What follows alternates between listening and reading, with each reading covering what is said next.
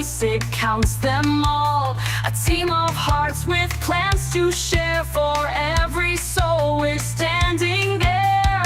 It's in the ballot, it's in our hands. Together we rise and take a stand.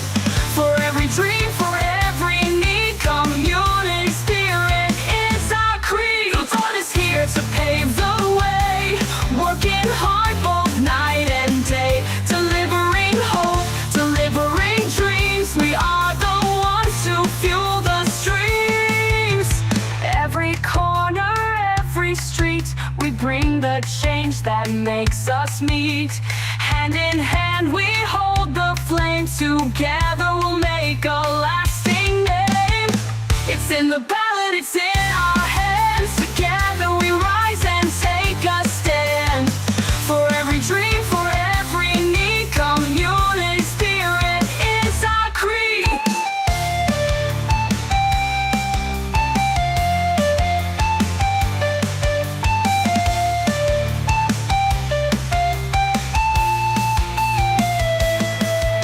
The Ballot is here to pave the way, working hard both night and day, delivering hope, delivering dreams. We are the ones to fuel the streams.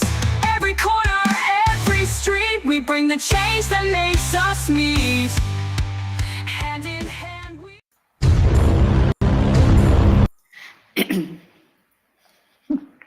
Okay, and welcome to tonight's It's in the Ballot show, where we've got Lynn and Bernard, who have taken out the time to put to the feet to the It's in the Ballot fire. How are things going? You first, Lynn.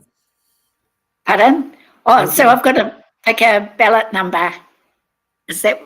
Yeah, No, okay. no, I'll how pick things are so going? number 10. Oh, Oh, okay, good. no, Yeah. you're jumping way ahead of me. I asked how things are going. Oh, yeah. Yeah, no, we're working on it. That's, yeah, making sure people will try Okay, and, people will vote. Yeah.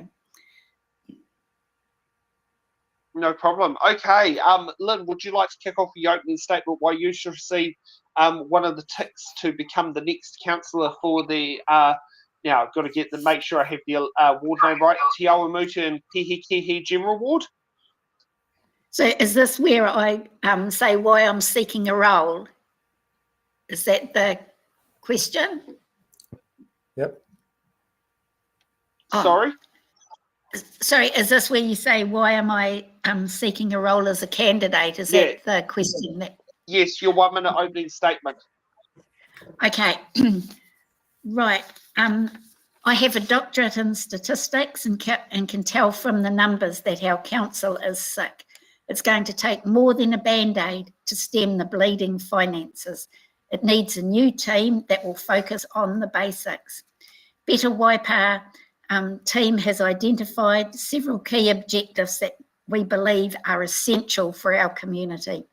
First is that escalating debt levels must be addressed, unaffordable rate increases, lack of transparency and lack of meaningful community consultation must cease.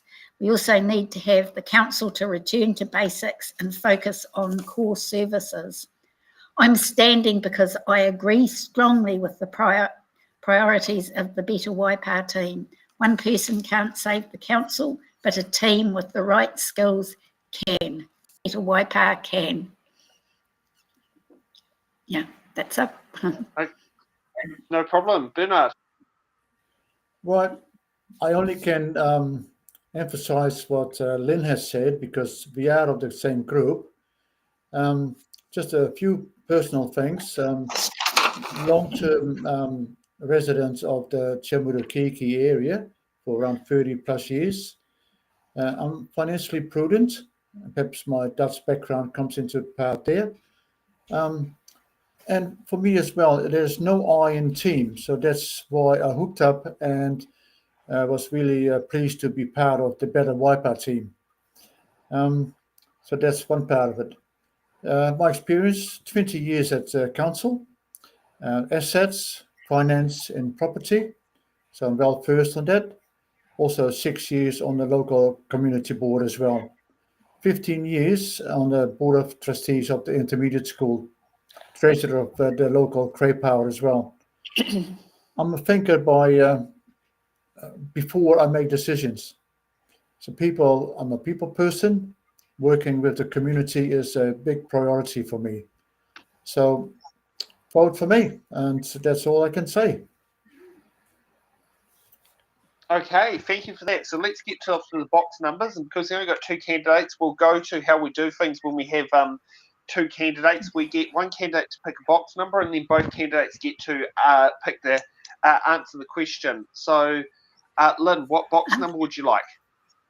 Oh, can I just ask you something before we get on to that? I thought you were going to ask us 2 questions. One was why we're seeking a role as a candidate, and the other one is why voters should give us the vote.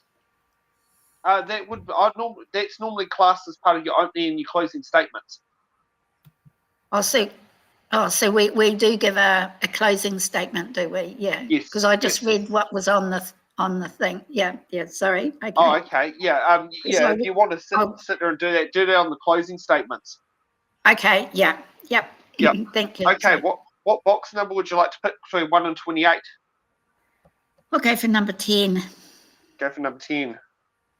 Okay, and we've got X for X-ray. Now this is going to be a lot of fun trying to sit there and do this on a smartphone.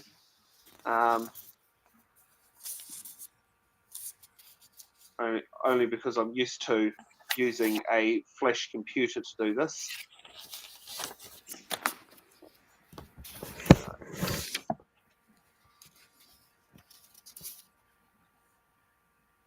Okay, perfect. I've got that one right there. Okay, so we've got X for X-ray. As a councillor, how would you work collaboratively with your fellow councillors to deliver on your promises? X. Okay.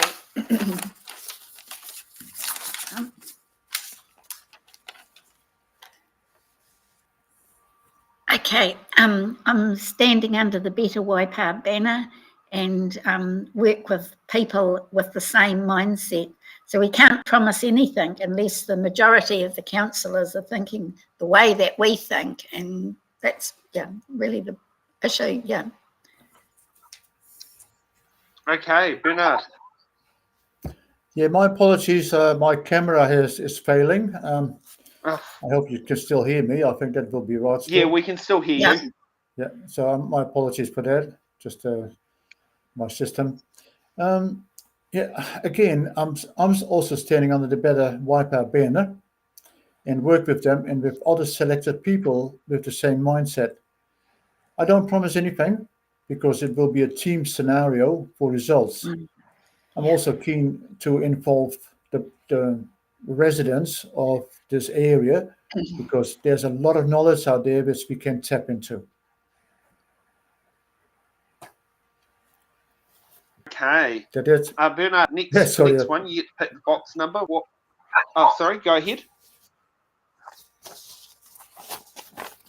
Yeah, my apologies. Okay, I will tell you when I finish talking. Okay, keep going. You pick one for me.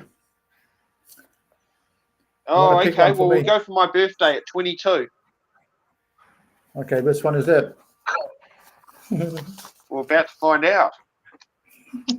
Okay, we got I for India. Now, this is going to be fun because it's always fun trying to work out how to get it do.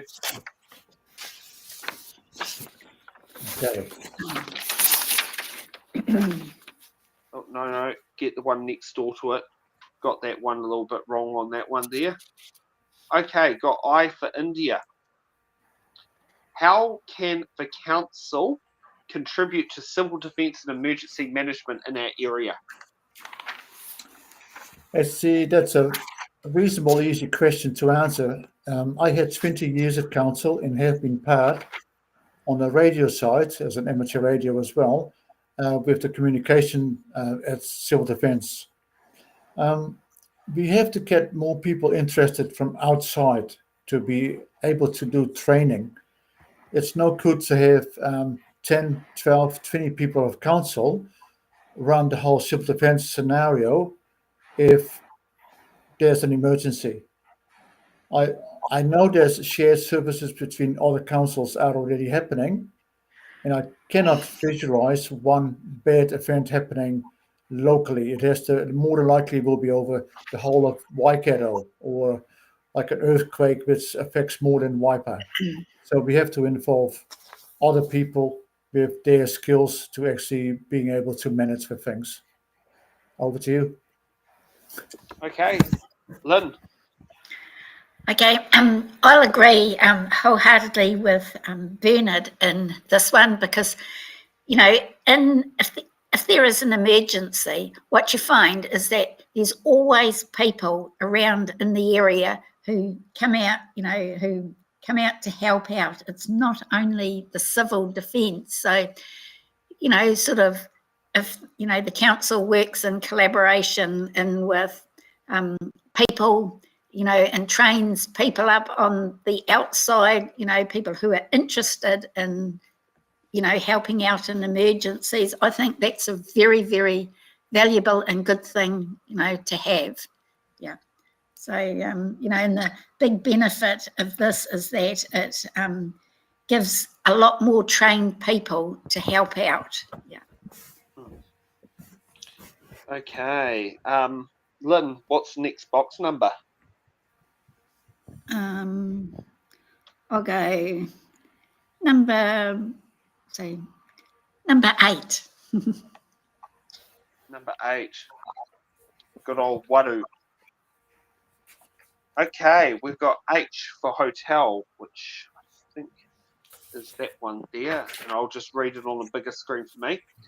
Te Awamutu and Kihikihi are growing communities. How will you ensure infrastructure, roads, water and wastewater keep pace with growth while keeping rates affordable? Okay, so the thing with growth is that at the moment we're told that the developers pay, when they sell. I think, the council has to change what it's doing, and they need to make the developers pay up front, because basically more infrastructure is going to be needed for the subdivisions that they are proposing. The other thing we could also try at doing is seeing if the government contribution to these sorts of things will increase, get some sort of increase in there as well. But I do think that making developers pay upfront is a good way to proceed. Okay. Bernard. Yeah, it looks like I'm back. Perhaps temporarily, not sure Yes. what's happening. Oh, good. We re-roll with the punches. Awesome, thank you. First of all, I would like to slow down the developments. I understand there's like 20 plus developments projects underway, and we better have the development contributions catch up a little bit.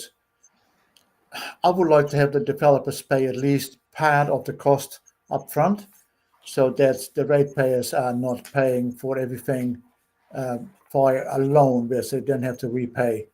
It takes a long time for some developments to sell everything, to have titles issued. So I think if we temporarily we need to slow down. I almost comparing it to horse behind the cart, if you like. So it looks like I'm off the screen again as well. So over to you. Okay, well, you'll have the next box number. What box number do you want it to be? Number 7. Number 7. Okay. Okay, we have E for electricity. E for electricity. Okay. What are your priorities for libraries, sports grounds, parks, recreational facilities in Te Awamutu and Kihikihi? Okay. Council is currently in financial difficulties. We have borrowed a lot of money, So there is not a lot of leeway to get new libraries and spend lots of money on sports grounds and recreational facilities. In regards to parks, good example is the Memorial Park. I firmly believe if we keep maintaining it as it should be, and if it should have been in the first place since 1955, the park would look great.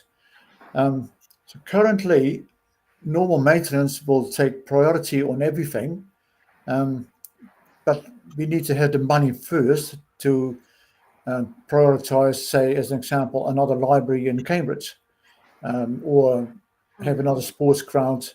We don't have the land anyway, so maintain the parks.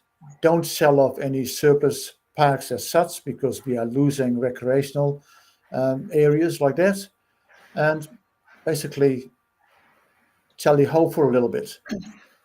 So do the maintenance, create some money first before we have any more priorities for especially new buildings. Over to you. Okay, Lynn.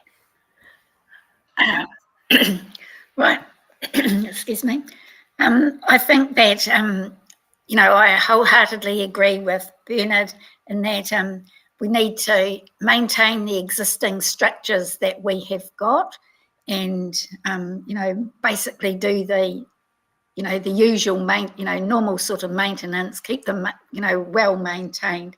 As for, putting in new parks and playgrounds, etc., and, a library, the council isn't in a financial position to really do all of this, when they keep borrowing extra money to do their sort of what I'd classify as nice to haves, then, it puts the rates up for everybody, and, they've got to start, living within their means, and, and as I say, first priority would be turn around, maintain what you have got before you turn around and do, any new ones.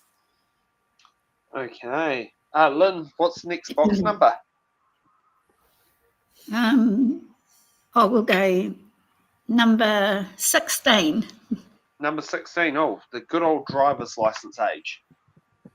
Even though I do believe there might be some 15 year, we might have all been 15 when we got ours. Got D for Delta. Okay. How will you strengthen partnership with Mana Whenua and Hapu in the decision making for local people and land use planning? Lynn. Okay, right, with this one here, I think decision making has got to be done, for all residents, basically by all residents. After all, we're all equal, and that would be my response. Okay, Bernard. Yeah, interesting question, Dan. Sorry, I have to look at it again. The decision making has to be for all residents. We all bleed the same. I bleed red, you bleed red. We all have our priorities and our needs and wants, and I think all decisions have to be made for all residents. So that's my line. Back to you. Okay, what's the next box number? For me, yeah. What's left? Number we've got 1 through to 6, 9, 11 through to 15, 17 all the way up to 28. Okay, number 1. Number 1. Okay, we got U for uniform. No, I got that with 2 more. Okay, got the right one sitting on the screen. That's what happens when I take a guess in the of which letter it is.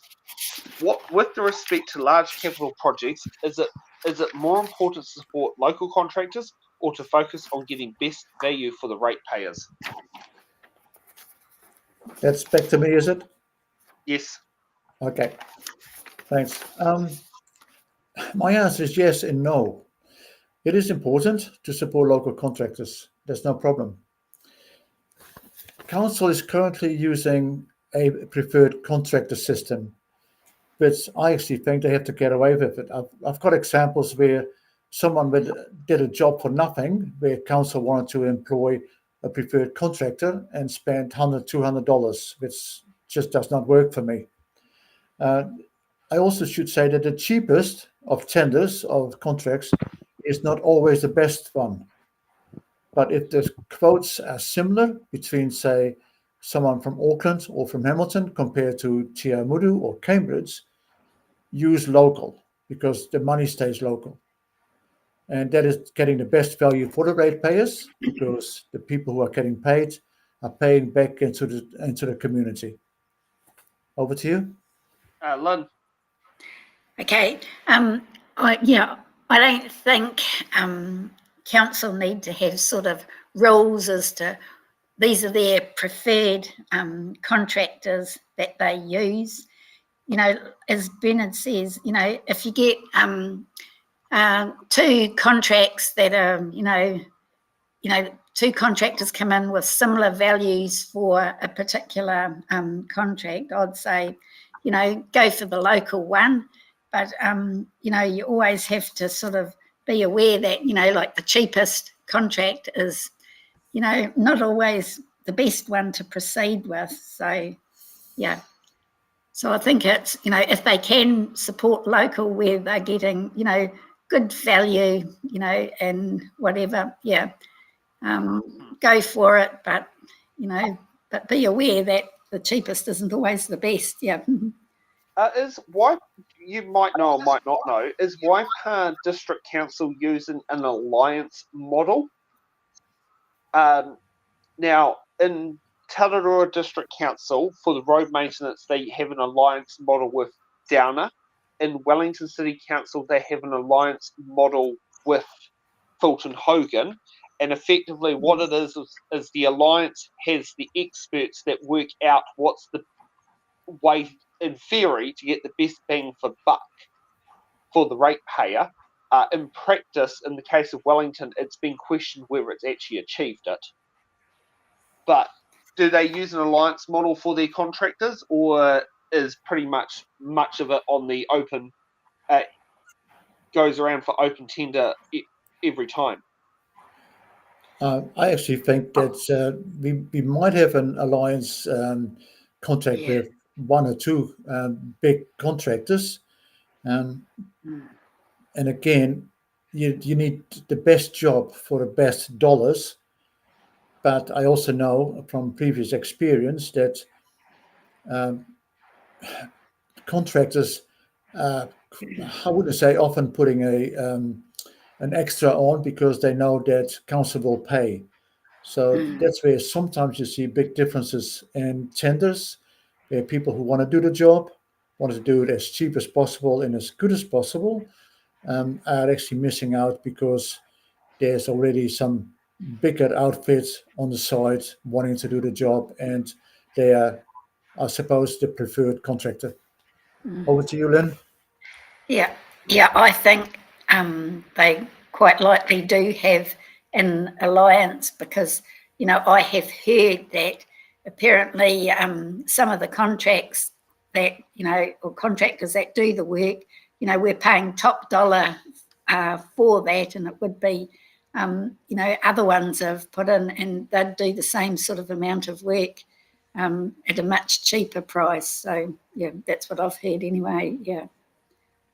Yeah. It's always interesting to see how different councils do different things. I mean, I know both Wellington and Taurua myself. Partly Wellington is where I live. Taurua is where I've got a friend who actually works for one of the alliance contractors, and it's been interesting what things you hear in the background. Lynn, what's the next box number? We'll go. Have we done box 22? Yes. Yes, we have. Yes, we've done my birthday. Oh, okay. So we'll go box 25. 25? Oh, yes, the good old age when the insurance excess comes down for car insurance. Even though it's got to be, that was 9 years ago for me. Okay, we got D for golf. Now, G. Okay, so we've got question G. What is your plan to support local businesses, create new job opportunities, and promote tourism in the Awamutu and Kihikihi ward? Oh, okay, right. So ideally, we do need to have the eyesight funded so that it can promote, the district, the Te Awamutu and Kihikihi district. I think they also need to have a look at the parking in the town, and because with the restricted parking that they have, it means that people don't stay very long in town at all. Like in TA, it's 120 minutes and parts of it. And okay, often you want to do more than, say, spend 2 hours in town. So I think that there, parking definitely is an issue. And and the sort of, their plans where they've been sort of putting in speed bumps and stuff like that, and blocking off streets so it diverts the cars out of the local business area. I think that all of that needs to stop. Yeah. Okay, Bernard. Yeah, it's a fairly simple one. Have the eyesight funded. There's a lot of queries going through the eyesight and currently run by one paid manager, and the rest of the people are volunteers. There's quite a few markets going around that area where they are. It's a good promotion thing. As an example, with the National Field Days, they used to sell the tickets to go to the field days. The free buses came there, and it was so easy. This year they could not do it because it was taken away from them for whatever reason. The local buses are stopping down there as well, the ones that are coming from Hamilton. So there's a lot of traffic going backwards and forwards. A lot of tourists are coming there for information as well. And they are buying the local stuff, what they can buy in the store as well. I also would really promote the Chamber of Commerce as a channel to be used to local businesses. I'm part of the Chamber of Commerce through Trade Power, and I think the guys, the people down there, they're running a great job of trying to keep everyone involved in the community, as well as creating opportunities. Now, job opportunities is an interesting thing. We don't seem to be handling or doing a lot of what I would call industrial developments. It's mainly housing. So a lot of builders are still having jobs here because a lot of houses are being built, but there is no what I would call significant opportunities to have more industrial places like a car manufacturing or anything you want to think of. So that's my spiel. But yeah, fund the eyesight and use the Chamber of Commerce, have people coming to the council meetings for a quarter of an hour and explain things to them, what's been happening. So involvement will be great. Back to you. Okay, what's the next box number? Number 2. Number 2. Keep it easy. No, that's all right. I don't mind that. That keeps things rolling on through quite nicely. Okay, we got T for Tango. Where is it?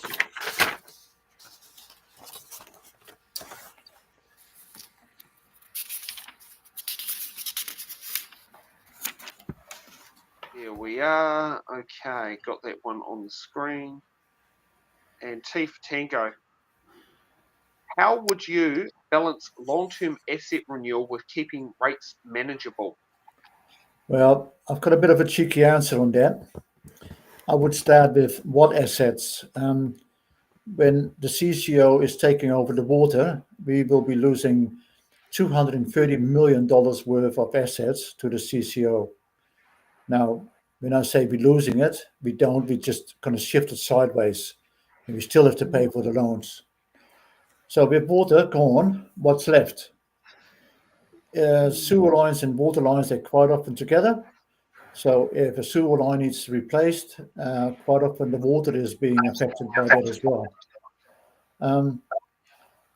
I have been working in the asset sides of council when I was working at council, and asset registers are always being updated. They're still finding new assets, which is interesting, but it also should indicate a renewal program as well. And I'm not saying that once a pipe is 50 years old, it should be replaced, because in that case, I'm looking at myself and I'm 23 years over the limit already.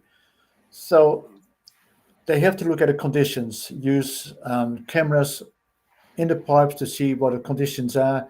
If it's a good pipe, don't replace it, take it for the next time. So, but again, keeping rates manageable is doing a, how should I say, a manageable type of a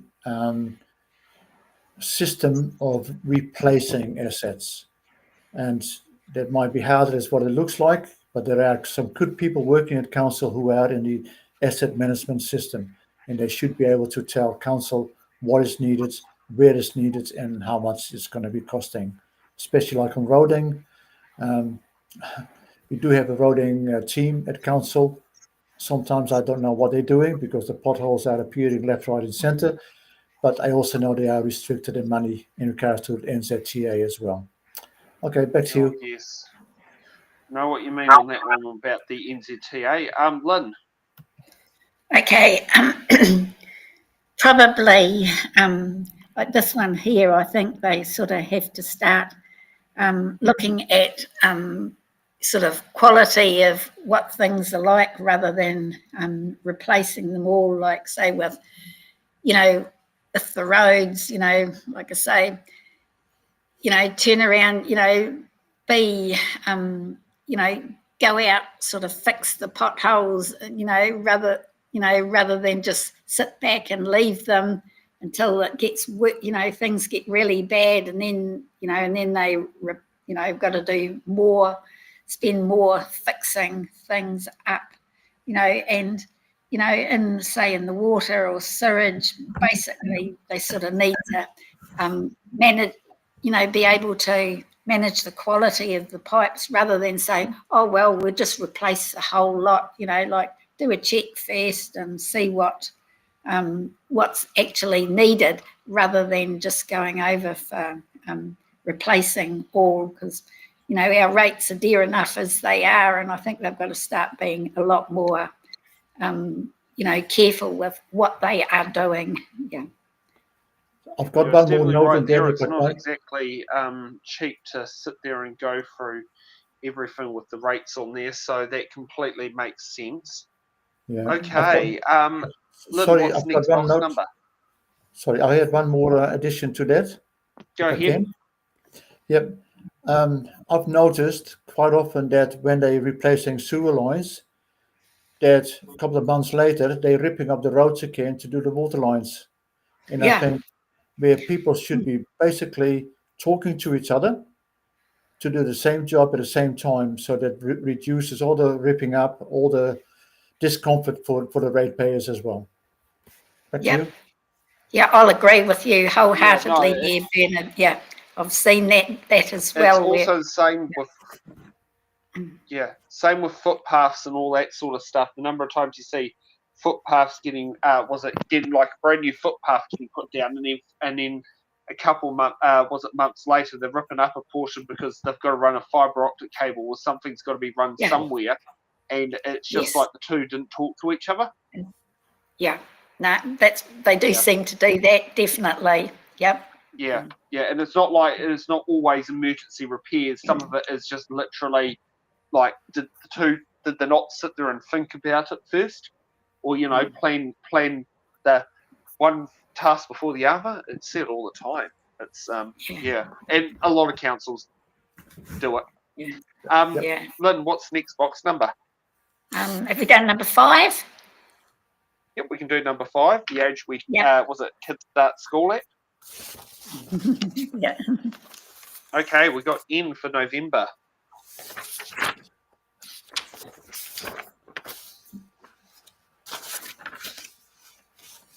Okay. Many residents feel disconnected from council decision making. How will you improve transparency and community engagement? Okay, so to improve transparency and community engagement, it's really important that the council has a public forum and they need to listen to the public. There's so much that they turn around and they end up and they have, you know, public excluded meetings. You know, they might, change the date or, you know, when they're going to have it, and they exclude the public from the meeting. And, you know, and the next thing we just hear, oh, this is what they're going to do. So they definitely need to sort of have a public forum so that they can listen to the public. And, you know, the only time that, you know, public should be excluded from meetings is, you know, if there are, you know, perhaps some sort of privacy issues, you know, might be to do with contract amount or something like that. But yeah, they need to have more public engagement. Yeah, makes me think about negotiating those good prices for the council contracts.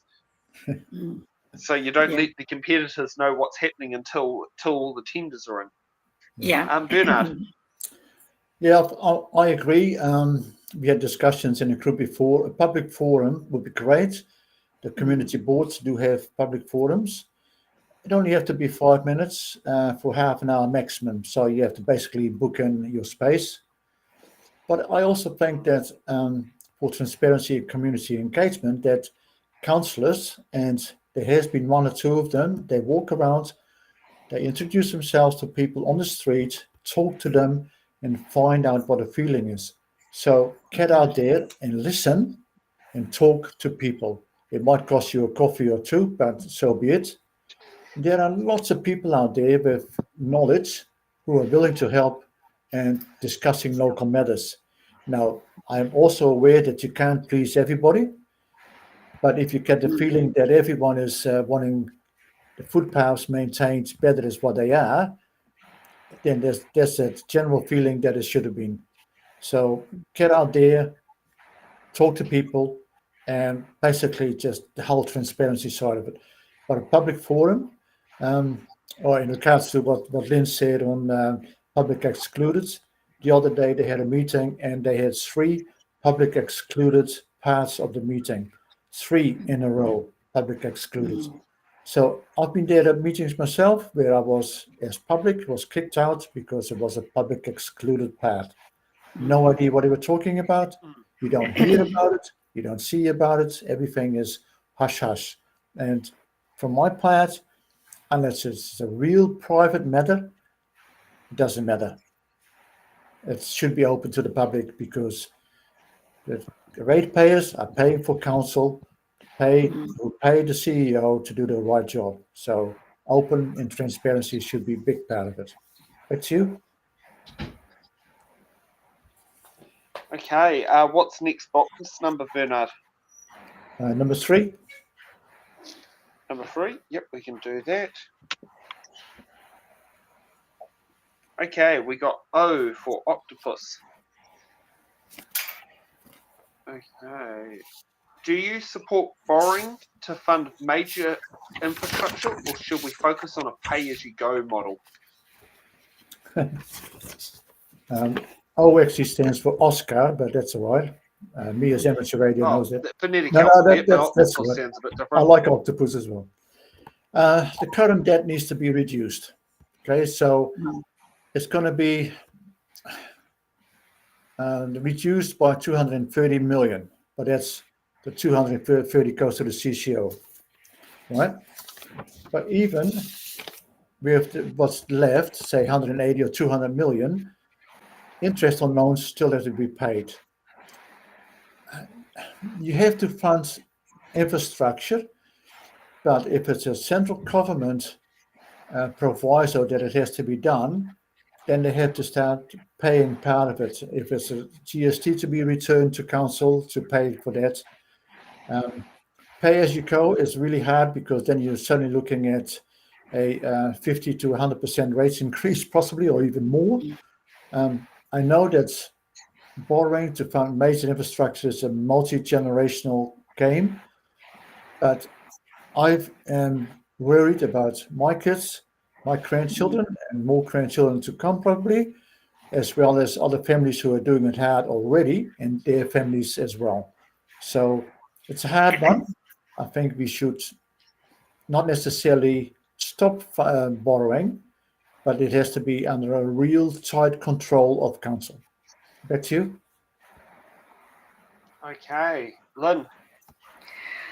Well, yeah, I agree wholeheartedly with Bernard, because, you know, like, I think the current debt levels that the council has got, they have to be reduced, because, you know, like, we're just leaving, you know, future generations, you know, one massive, you know, if they carry on like they're going, they're going to have massive rates, and there's going to be a, you know, like, where's the limit when they stop borrowing and whatever? We're just sort of handing it on. So got to be very careful with what the money is spent on. So, you know, I think, you know, as Bernard says, you know, with some of the infrastructure, major infrastructure, you've got to look and see, well, is it a, you know, a central government, you know, is it a local government thing, or is it really that the government should be putting in something in towards it? But, you know, I do really think that we have to be very careful of what we borrow money for, because, you know, we've got to reduce the debt, you know, that we've got at the moment. It's, yeah, we just can't keep on going in this sort of manner. Yeah. Okay. What's the next box number, Lynn? 7. 7. Already been taken, but we've got number 6. Okay, we'll go for number 6 then. Yep. Okay, we got J for Juliet. All right. No, I've got 2 over there. That's the one we want. Okay, what strategy will you support to help local businesses recover and thrive post-COVID and in a changing economy? Okay, so I really think that the council needs to make, you know, it's, you know, like, informed decisions and basically stick to the basics, you know, roading, rubbish and water.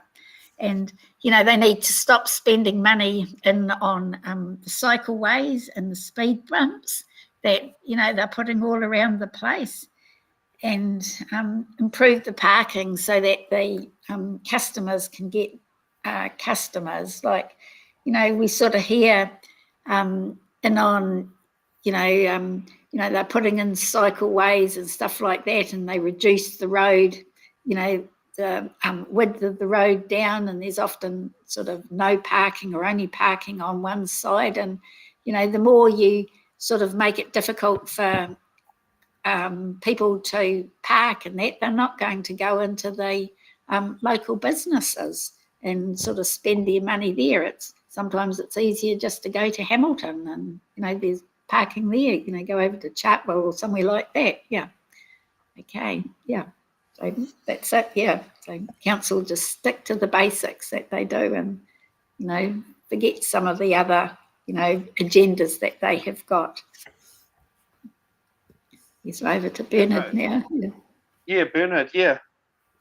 Well, again, I would use the Chamber of Commerce as a channel, have council involved with the chamber as well. So ideally, perhaps have a staff member or a manager or a councillor involved on the committees with the Chamber of Commerce.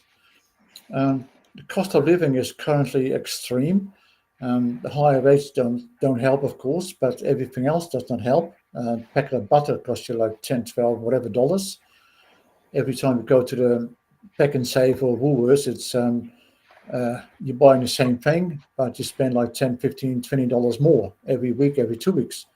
So there's a lot of money involved.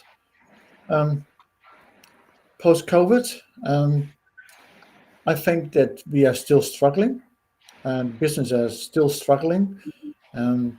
when I go to town and I walk into a store, I'm the only one, and there's like 5 or 6 or 7 people working there. And that's in all times of the day as well. I actually don't know how they survive. And I sometimes ask, what's it like? Hard going, they say. It's really hard going. So get a Chamber of Commerce involved as a channel to use them, and also the local communities as well, like the churches. They might be able to help as well. So there's quite a few churches in Shamudu who are already running some programs as well to help with children, help with business. One of the churches I'm involved in, we're doing a tree Awamutu, where we supply wooden trees to the businesses, so to enhance their outlook as well. So yeah, that's my side of it. So back to you. Okay.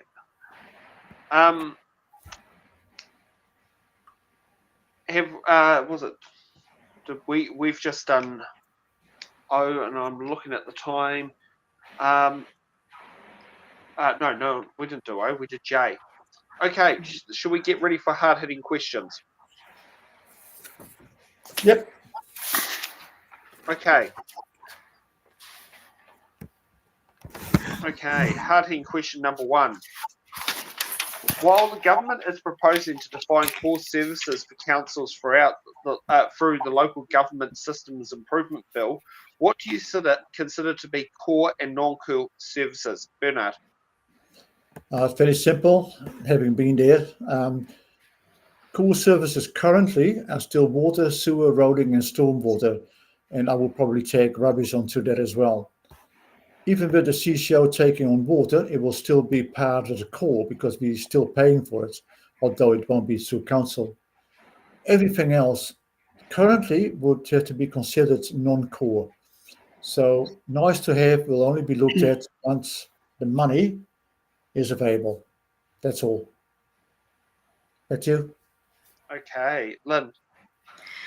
Okay, so core services I would classify as roading, water and waste, and basically everything else I would consider as non-core. And so I think, if the council focuses in on, on its core services, and everything else is, like they're nice, call it the nice to haves, and I don't think, they should be part of what the council has to consider. Yeah. Yeah, so back to me. I'm back again. Part on. Okay, let's get on to hard-hitting question number 2. Are you comfortable with the way the council manages its debt position? Lynn? Okay, no, I am not at all happy with how the council is managing its debt position. All it's doing all the time is turning around and just keep on borrowing money, okay, which is not acceptable. They need to learn to live within their means, because that's how a household has to operate. I mean, you can borrow so much, but basically you still have to live between your means. And I think the council needs to start focusing on that, as well, and just reduce the debt that they've got. Like, you just look and say, some of what they've done recently, and they just, is it that the spatial design thing, pay $1.8 million for consultants, which, they borrowed all that money. And then as well as that, there's the staff time that has been wasted. Yeah. So over to you, Bernard. Yeah. So. Okay. Bernard? Yeah, I'm not comfortable at all either. Current debt and further increases of debts are not sustainable.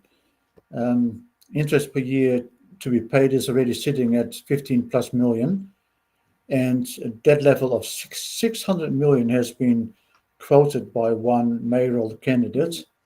that will increase the interest payments to 20 to 25 million a year.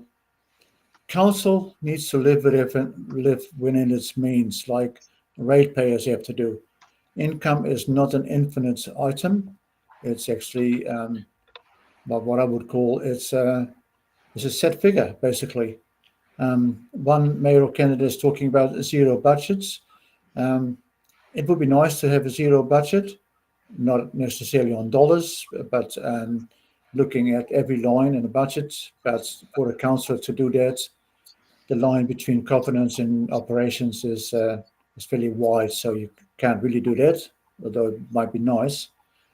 But ratepayers have to live within their means. Super annuitants, they're struggling as well. They don't get the increases that other people do. And living is just getting expensive. So no, I'm not happy.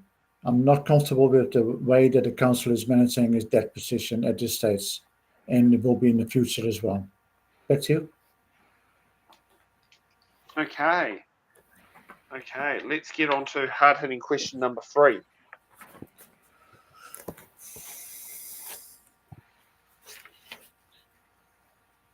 And come on, show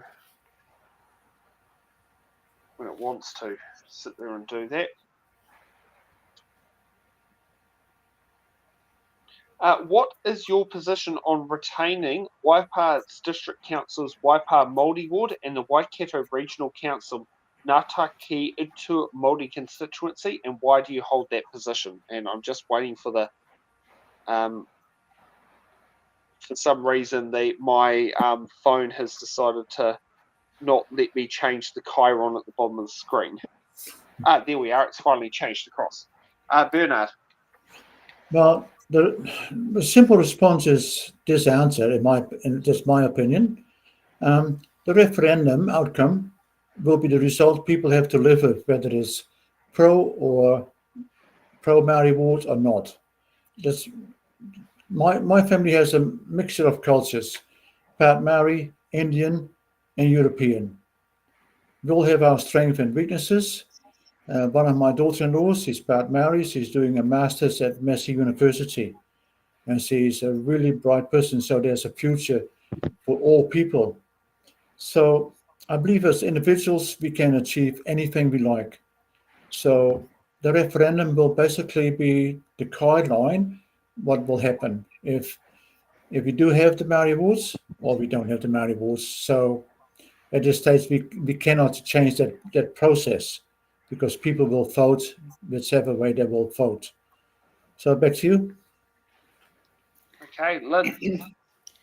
Okay, I agree with Bernard on that. Like when there are the elections, we are having a vote, or the count. There's a vote in on whether the Maori ward stays in or not, and basically, regardless of whatever personal position you may hold, we have to go with what is picked by the rest of the population. Like, it is a democracy, and we just have to live with the outcome of what's been selected. So yeah, that's it. Okay, let's get ready for closing statements of why you should receive one of the ticks to be on council. Let's kick off with Lynn. Okay. Right. My background in managing the department and external consultancy has given me skills that are directly transferable to local governance. I know the importance of making clear, well-informed decisions that ensure you get value for money, and listening and working collaboratively to achieve the outcomes. I'm standing because I agree strongly with the priorities of the Better Waipā team. One person can't save the council, but a team with the right skills can. Okay, so my role in the team is going to be looking after the numbers. I'm standing with me in Te Awamutu ward is Bernard, who has got inside knowledge of council operations. And we've got Les Bennett representing farmers and common sense. And there's also Mike, Hope and Ian who are representing businesses, families and community groups and world-class systems. So all I can say is vote Better Waipā for the cure. Vote for me, vote for Bernard. Yeah, that's how to Better Waipā. No problem. And Bernard, your closing It's a statement. hard act to follow. Thanks, Lynn. My strengths are numbers, but also people. I like people, always have. I've been called an elderly gentleman once, but that's part of life. I'm still opening doors for people and get up if people want to sit like on the bus. That's me. Just like I said before, I've got 20 years at council. Finance first, assets, and then property. I know how council runs. That's that part of it. I also know that things have changed since I left. When I left, I was made redundant in 2010. We were employing 208 people. Now they've got 350. So a lot of change has happened. I bring so that experience at council, as well as 6 years at a community board, also board of trustees at intermediates for 15 years, current treasurer of the TA Craypower, which I like. It's not a busy job, but it has to be done. And basically, I'm living for my family, for what we're doing here. And I like to have things changed slightly. I know we can't change the footpaths and the cycleways in Kihikihi because it will cost a lot of money, which we just don't have at this stage. But we can make some subtle changes to like the speed humps and stuff like that. So I'm pro people. I like to involve the community more with everything what council does, because I think that council currently does not listen to the ratepayers, does not care about the ratepayers. Submissions are not being listened to. There was a lot of anti-cycleways here in Kihikihi, but they still did it because it was what they call so-called free money. I did not call it free money because it still costs us $2.5 or $3 million here locally. So that's my spiel. Also part of the Better Waipā team. Lynn has already said who they are. It's a great team. I did not know any of the people when I got involved. I like them. They're similar thinking as me. And I certainly hope that that we are being elected because we want to make a change and start working for the community again. So vote for any of the Better Waipā people. It makes sense because we will bring some experience, but we also will involve the community. Back to you. Not a problem. Okay. Now, just waiting for it to reduce the clips. Thank you for participating on tonight's It's in the Ballot show. It's not easy to jump in front of a camera and make it all work, but thank you for taking the time out tonight to answer the questions, and good luck with your campaigns. Okay, thank you. Yeah, thank you. No problem. And might see some of you in person this Saturday at Cambridge Town Hall this Saturday or Sunday. Okay, I won't be, but I'm at the Good Union on Friday evening from 4:30, supporting the Cambridge team as well. So if you come No there, problem. come and see me, and I'll shout you a beer. Yeah. Okay. No problem. Okay. Cheers, mate. Right. Thank you. Okay. Thank- That's right. If you want to stay for post-show chats, we can do that. But from our viewers watching online, you have a good evening, and we'll see you guys coming live